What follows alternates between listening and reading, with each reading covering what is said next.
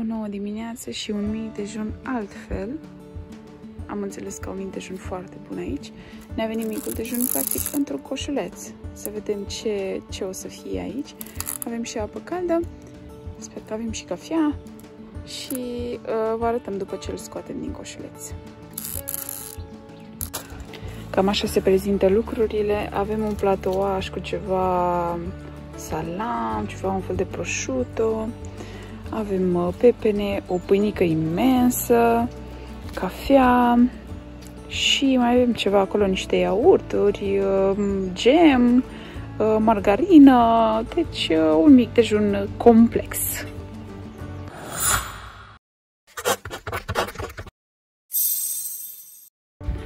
Să vă arăt spațiul ăsta și pe zi, cam așa e împrejurimea. Arată foarte fain, are un lac micuț, diverse căsuțe, are saună cu ciubăr, cu de toate. Chiar ne-a plăcut aici, am dormit foarte bine și acum o luăm din loc și mergem către Ljubljana.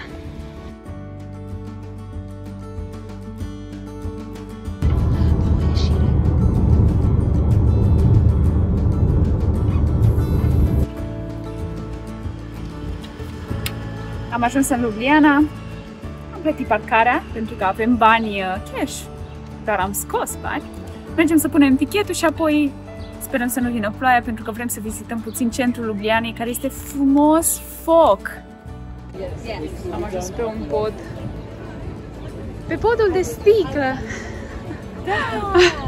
Am ajuns pe podul de sticlă, am ajuns la râul care...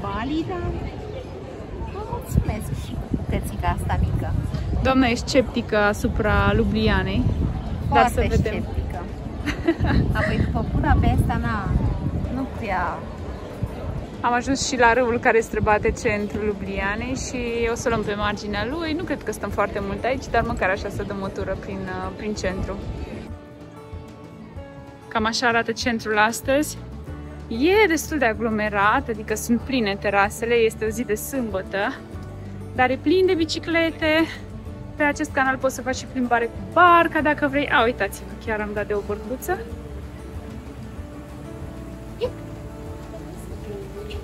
Și arată interesant. E clar că nu e la fel de maestuos așa ca Budapesta, însă are farmecul ei Ljubljana.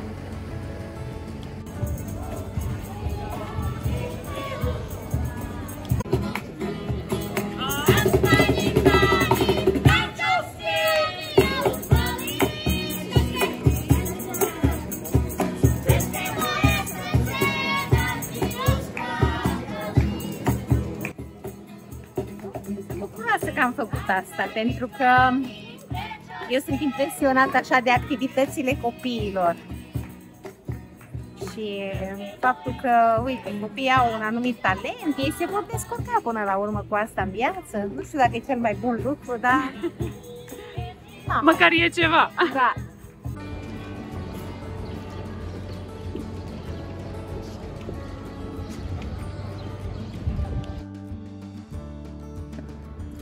Am ajuns să ne învârtim toată ziua și să nu facem mare lucru, așa că mergem deja în camping.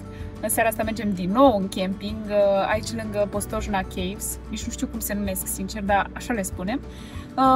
Ideea este că n-am găsit bilet, sunt două atracții, un castel și o peșteră și nu ne mai încadram cu ele, așa că am ales să le facem mâine dimineață ca să fim sigure, pentru că dacă iei ambele bilete odată ai o reducere de 10 euro, deci e o reducere destul de bună, împreună costă în jur de 43 de euro de persoană, cam așa ceva. Și cam atât, cred că v-am spus tot. Ljubljana nu ne-a plăcut foarte mult pentru că era aglomerată, dar față de destinațiile pe care le-am văzut până acum avea cerșetori, părea așa cumva, nu știu, feeling-ul n-a fost pentru noi, cel puțin momentan, deși ultima oară când am vizitat-o mi s-a părut extraordinară. Cam atât, ne vedem în camping. Eu cred că contează foarte mult cu cine vizitezi Ljubljana. Cred că n-ai fost cu persoana potrivită. Trebuie să-l iau din nou pe Dani. Mă gândesc.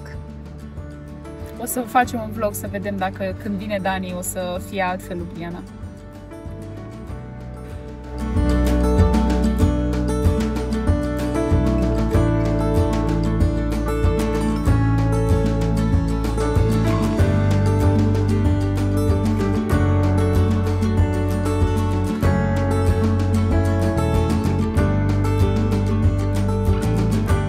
prea mai am baterie la telefon, așa că nu v-am mai filmat. Ne-am improvizat aici niște pietre pentru că n-am putut să băgăm... ce sunt alea? Am întrebat-o pe doamna ce sunt alea care prind cortul și mi-a spus că sunt prinzători de cort. Ok, n-am avut cum să le băgăm, dar e bine așa, că nu bate vânt în seara asta, sperăm. Ne-am descurcat cum am putut. Mergem la restaurant să mâncăm ceva, că suntem lihnite de foame și vă arătăm pe drum și cortul, campingul, adică cât plătim, doamna, pe acest camping pe noapte? 34 de euro. Un preț super pentru Slovenia. Deja ne-am obișnuit. Până la cazarea de aseară mai și mâncăm de 2 ori. La cât am mâncat până acum o să ne ia vântul cu cort, cu tot. Avem și vecini aici, tot cu cortul. Haideți, doamna, să găsim. A spus doamna că îi place fastingul, deci e regulă. Da, fastingul e viața mea. Și apoi dacă vin cu tine, pot să fac fasting și 1 an. Cert este că nu prea am mâncat zilele astea pentru că am alergat constant. Așa că fasting, am făcut fasting. Avem aici și piscină și suntem în mijlocul pădurii, zona de camping pentru campere, care cred sincer că plătesc cam același preț ca și noi. Bine, nu o să avem timp să facem baie în piscină, dar e foarte drăguță. Haideți să vă arăt și continuarea. Aici este zona de baie, toalete și așa mai departe. Au teren de tenis sau tot felul de terenuri din astea de sport și au și restaurant. Și asta e și motivul pentru care am ales acest camping, pentru că ne era foame. Avem loc și la restaurant. Uite că ocupa cineva o masă. Nu pot să cred. Ai zis că l-ai rezervat pentru mine. Pentru tine și cei 2 băieți. Acesta este restaurantul, arată foarte drăguț. Deci mă bucur că n-am mâncat în altă parte.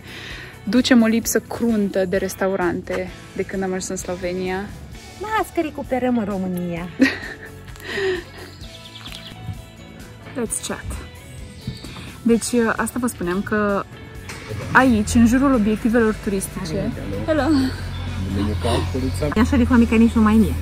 Da, deci asta vă spuneam că nu găsești restaurante aici. Cumva, de exemplu, lângă peștera asta, care e o peșteră ultra cunoscută în Slovenia, am stat și am căutat în loc să bem o cafea, nu altceva. N-am alergat zilele astea după o cafea. Doamne, nu pot să cred asta. Deci nu găsești. Este incredibil. Nu știu exact care e problema și de ce nu găsești, dar nu găsești. Noroc că avem la camping restaurant, măcar atât.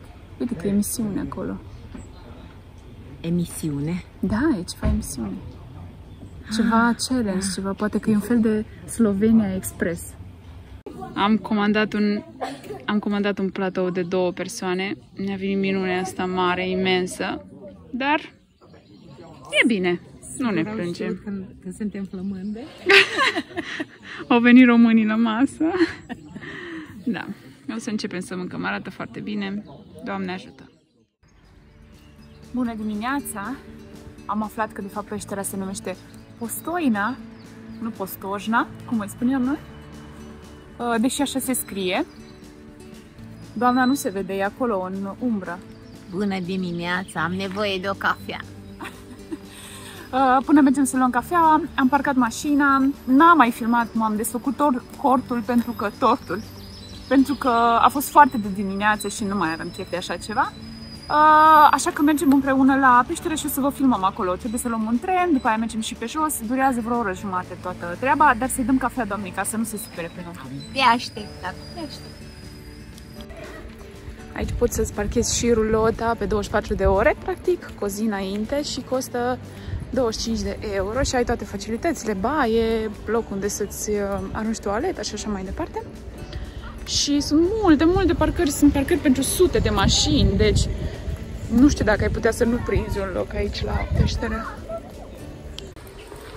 Noi ne-am rezervat un loc, ne-am cumpărat bilet, de fapt, pentru ora 9 la peșteră.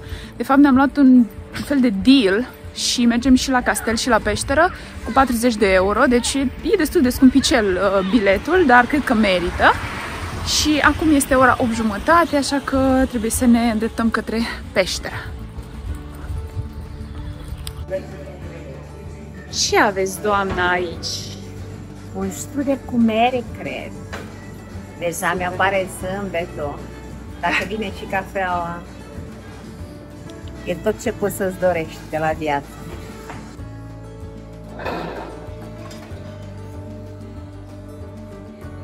E bun? Pe cât ne-am plâns noi că ieri nu erau restaurante, de fapt toate restaurantele se află în incinta peșterii, de fapt în incinta curții peșterii și sunt câteva.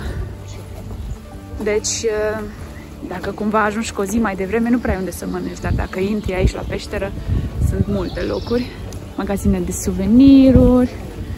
Și acum ajungem la intrare în peșteră. Sunt foarte mulți oameni, eu nu știu dacă au bilete sau... da? Da. Mă mir, adică sunt curioasă câți oameni pot intra odată, pentru că prima intrare este la ora 9 și uitați-vă cât de mulți sunt în fața noastră. Foarte interesant este că au ghizi în limba italiană, engleză și încă două germană. Foarte faină treaba asta. Adică în România nu prea. Și la peștera urșilor, cred că există ghid în engleză, poate, dar doar în engleză. Hai că există și în română. Și în română, asta e clar. E chiar un ghid foarte simpatic, sau era pe vremuri în română.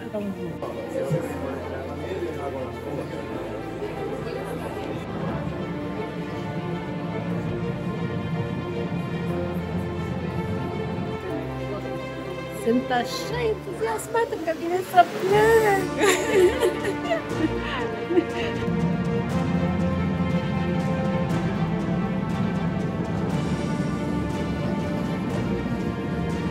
Peștera Postoina are dimensiuni impresionante și vizitarea ei se împarte în două părți. Prima parte, de aproximativ 3,7 km, se vizitează cu trenul, urmând ca a doua parte să se viziteze la pas. Întreaga durată a călătoriei durează 90 de minute și se vizitează în jur de 5 km de peșteră. Am coborât din tren și acum ne luăm după ghid care să ne explice diverse lucruri.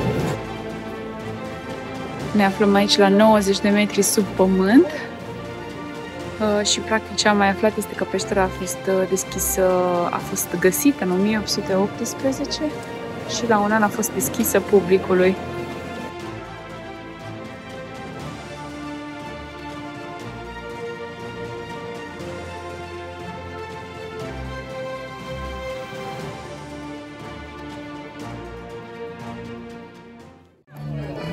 Nici n-am ieșit bine că am ieșit direct la spectacol.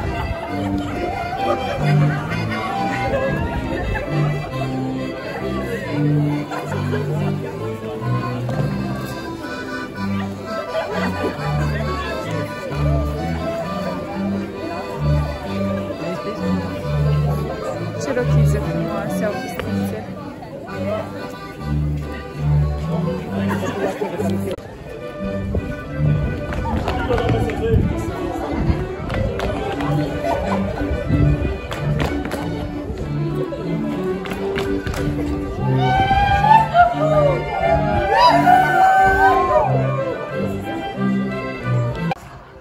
Impresii, doamna?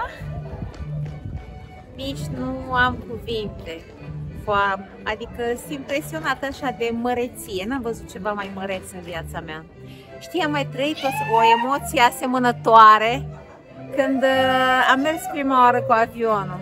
De așa simțeam că mă strânge de gât, știi? Foarte frumos, incredibil. Să vă mai dau câteva informații tehnice. Practic asta este cea mai mare peșteră vizitabilă din Europa, singura peșteră din lume care are o cale ferată dublă. Din ce am văzut eu, ar fi cam 4 km vizitabil, 2 km cu trenul și 2 pe jos. Este imensă, este incredibil de frumoasă, deci este un obiectiv turistic care nu trebuie ratat Nu că și dacă treci în tranzit prin Slovenia merită să te abați și să vii aici. Este foarte aproape de Ljubljana, nu știu cât am făcut, vreo oră cred că de la Ljubljana. Deci clar merită să vii aici fără doar și poate.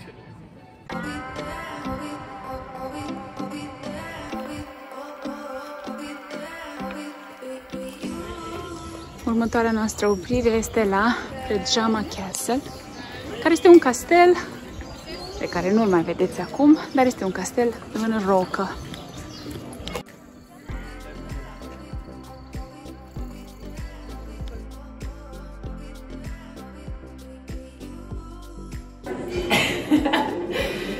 Că este cel mai mare castel din lume situat într-o peșteră. Cel mai. Asta a fost motivul ieșirii noastre.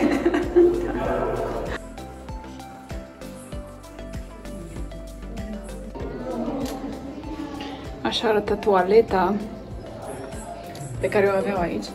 Aveau chiar și un mic geam și lucrurile funcționau simplu, în sensul în care era o gaură acolo și gravitatea își făcea treaba. Se foloseau frunze de varză și diverse frunze uscate ca să se șteargă și cam așa erau lucrurile. Nu cred că aveau nici măcar ușă. Un pat?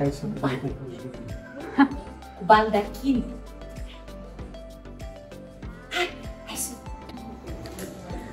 Aici avem un exemplu de cameră și povestește aici că prin aceste găuri... Pe aici. Pe unde? Pe aici. Se vede exact groapa aia. Wow! Deci prin aceste găuri aruncau ulei încins, rășină și pietre către inamicii care voiau să treacă și să intre în palat.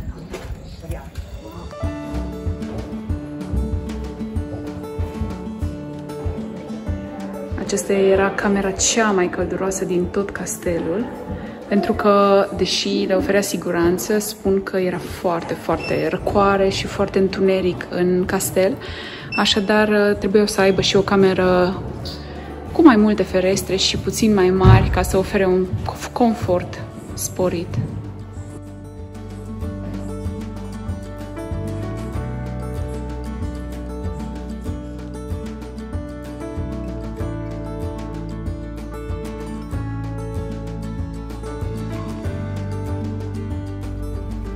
Aici se finalizează călătoria noastră, pentru că ne îndreptăm către România. Suntem lângă lacul Balaton și avem în jur de 7 ore, cred că ceva de genul. Bine, până la intrarea în România sunt vreo 5. Așa că ne vedem cu următoarele vloguri și sperăm că v-a plăcut călătoria noastră și faptul că am documentat-o atât cât am putut. Și ne vedem data viitoare.